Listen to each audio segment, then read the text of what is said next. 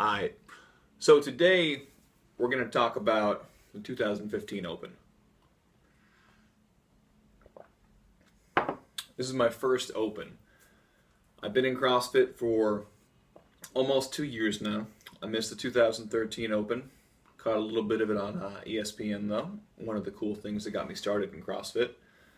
And the 2014 Open, I wasn't working out in a CrossFit box. I was doing my own thing at a community center over here in Korea. The only open workout that I attempted last year was 14.4, and I tried it with the women's weight on the overhead squat because I was so inflexible. And I also scaled the pull-ups to just regular chins, not chest to bar. And that was too much for me. Way too much.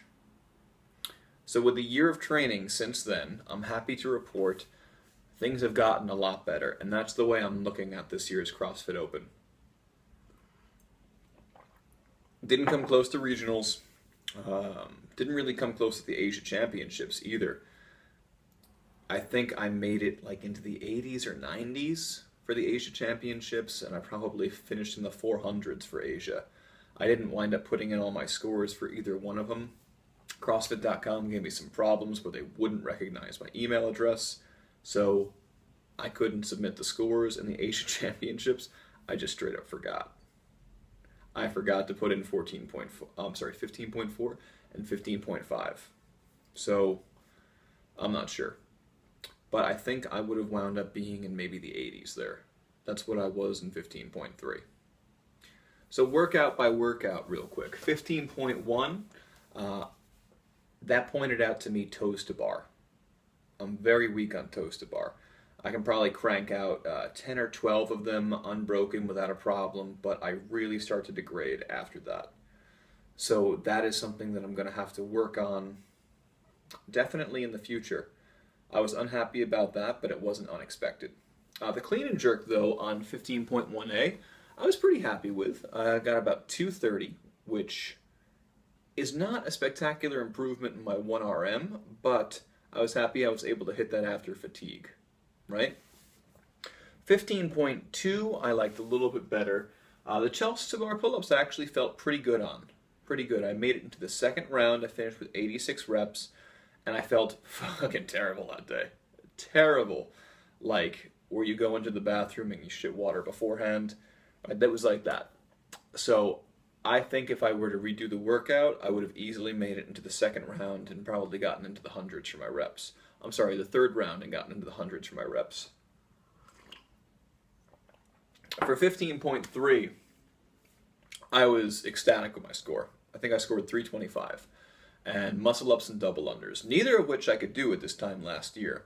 Now I cranked out 7 muscle ups on the rings, unbroken, no problem. I didn't have one no rep on the muscle ups.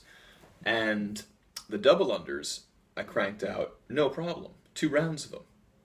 I failed on my third round of wall balls. The wall balls were the hardest part, and I'm pretty good at wall balls, just being a tall guy who's kind of strong. Tong. Maybe tong will be my new word for tall and strong. I'm tong. Actually, I'm kind of tong. I'm not strong yet, and I'm not tall. Not really. 15.4, though, was the Frank Castle of workouts because it was the Punisher. Straight up. Handstand push-ups are probably my weakest movement. I didn't know how to kip on them. I'm not very strong in my shoulders to start with. It was atrocious. My judge started counting my no reps. I had way more no reps than I had actual push-ups. I got 9 push-ups total, right? I made it into the third round. The clean and jerks were no problem. Boom, boom, boom. I can clean 185. No problem. I could probably do that 10 times in a row, no problem. But, yeah, those handstand push-ups I was not prepared for. I had not trained for them. I didn't think they were going to be in the open. And also, I don't think it's a very good movement. I understand why it's functional. But if I were to program that for average Joes, I wouldn't. Right? I see some people at some gyms who shall remain nameless. And what are they doing with handstand push-ups? They're bouncing off their neck. It's ridiculous.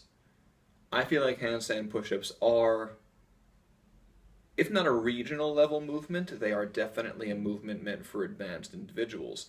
And if you take that into a mom and pop kind of regular class, right, especially here in Korea, where the athletes don't really take it seriously, they're more concerned with, this is going to be a gross overgeneralization, but a lot of the CrossFit athletes that I've seen in Korea are more concerned with showing up, getting sweaty, and then wearing the clothes after, right? It's a very appearance-based thing, and they want to feel like they're doing something without actually putting on muscle. There's a whole other thing here that I don't feel qualified to touch on, where they don't appreciate muscle. In men, but especially in women. Which is why the women at some gyms really shy away from the weights. But I'm going off on a tangent here. Anyway, 15.5, my lungs were the main thing holding me back. They were definitely my limiting factor. I was coughing a lot, so much so that my friend Brian asked me, Sean, do you smoke after the workout? And I'm like, well, I live in Seoul. Does that count? Right? I don't smoke, but I live in a city where I couldn't even guess what percentage of the population smokes, but they love tobacco here. And we have smog, yellow dust. The atmosphere here is terrifying, to say the least. So I should have definitely started earlier doing more high-intensity stuff and building up my lungs, but I didn't for whatever reason. I was just unprepared. So, a couple of big things that I learned from the Open, my first one.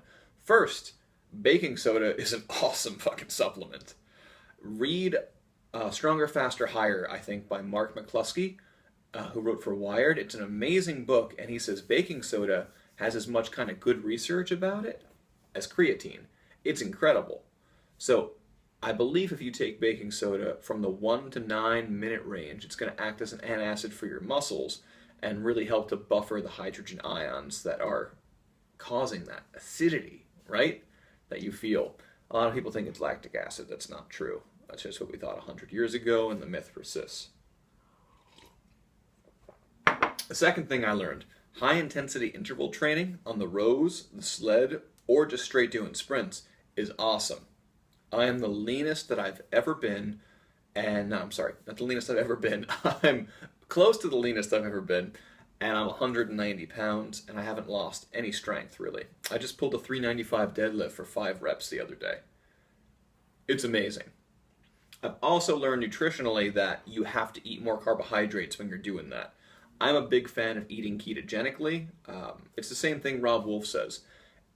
He likes to eat ketogenically and would do it just for the way he feels and cognitive function. And I completely agree. I feel better when I'm eating maybe 3,000 calories a day, 70% fat, with some protein in there. But you can't support high levels of glycolytic activity like that. You just can't. You can't be as fast or as strong without carbohydrates. You need those. And that lesson was really driven home this Open.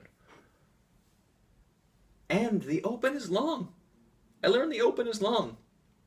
It's only 5 weeks, but you can really lose motivation.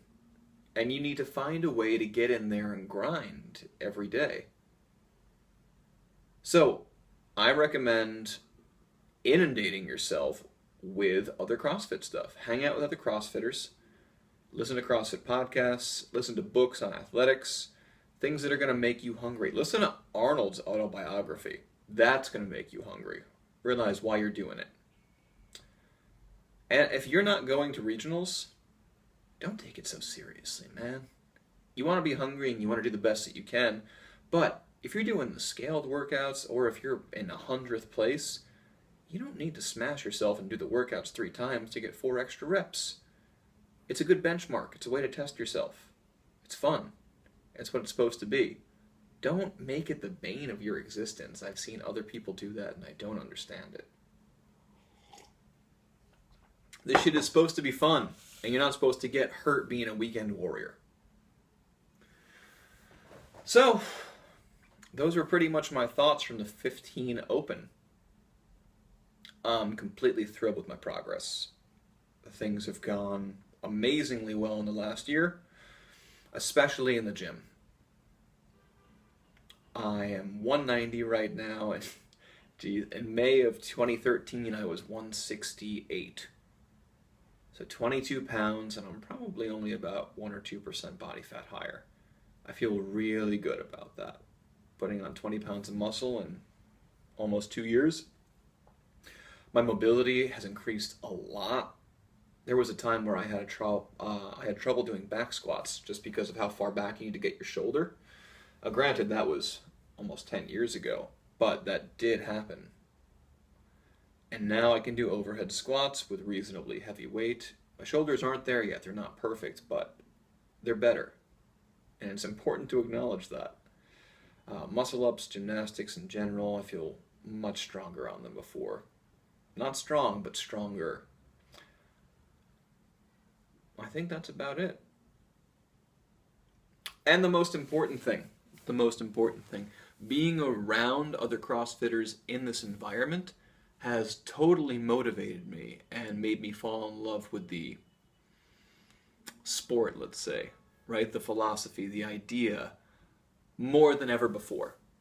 Because even if you're in there doing the thing, hanging out, you can still feel a little bit apart from it, right? Still feel like you haven't drank the Kool-Aid.